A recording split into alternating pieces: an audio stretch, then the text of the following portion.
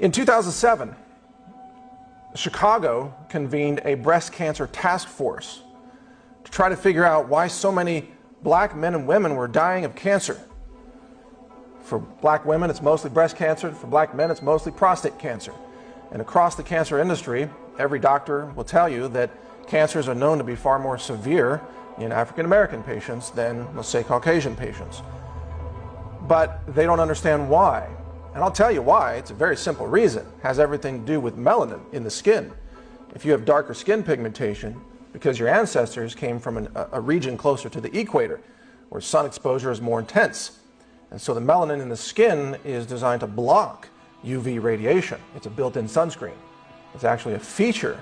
You know, black skin is a feature. It's a survival mechanism of those whose ancestors lived near the equator. But it blocks vitamin D production at the same time. You see, because the ancestors, all of our ancestors were outdoors people. They spent their time outdoors. They didn't live in offices. They didn't work indoors all day long. So they had too much sun. And so the dark skin pigmentation blocked the excessive sun, and it protected them from UV radiation. Well, today we all live indoors, don't we, for the most part?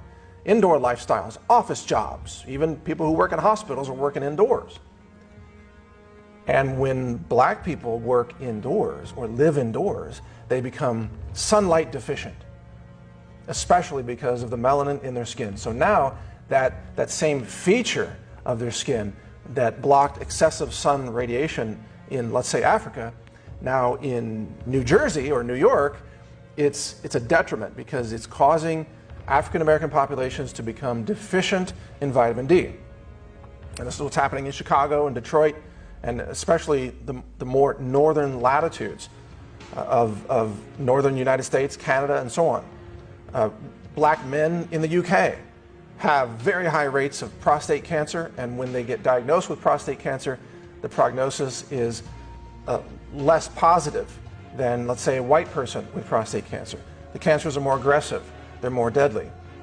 The answer is lack of vitamin D, and yet in 2007, the Chicago Breast Cancer Task Force convened, I think, over 100 doctors and nurses to try to have a powwow, a team effort to try to figure out why is cancer worse in black people in Chicago.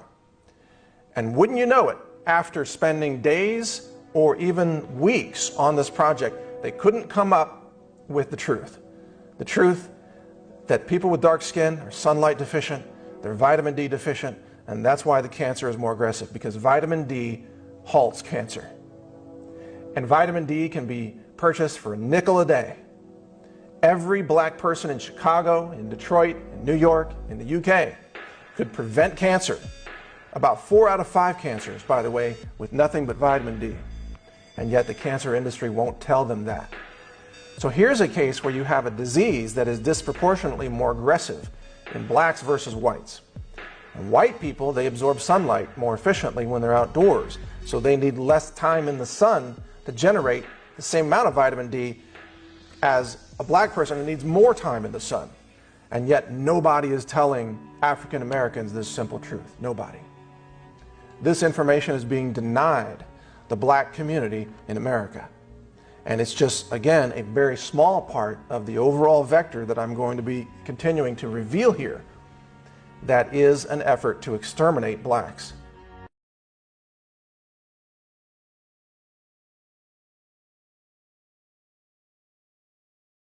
Some news about Alzheimer's. New study finds that vitamin D deficiency can dramatically accelerate cognitive decline.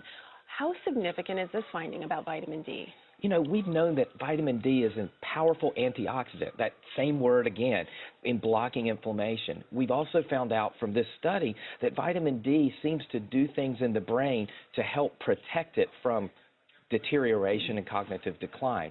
I think that, believe it or not, 50% of Americans are vitamin D deficient and don't even know it. How do you know? How can you find out if one is vitamin D deficient? The best way is to see your doctor and get a blood test, a simple vitamin D level. In this day and age, we're worried about skin cancer, so we lather up with sunscreen. One of the ways we get vitamin D is through the sun, and so it's kind of a catch-22, if you will. So obviously there are supplements. There are, and these can be obtained over the counter. You take them every single day, and then you need to follow up with your doctor because it's very rare to take too much vitamin D. So I see it as a win-win. There's really no downside to taking vitamin D. I think I better go buy a bottle of supplements because I've been forgetting a lot of things lately. All right, Dr. Kevin Campbell, it was a pleasure speaking with you. Lots happening in the medical front today. Indeed. Thanks so much for having me. My pleasure.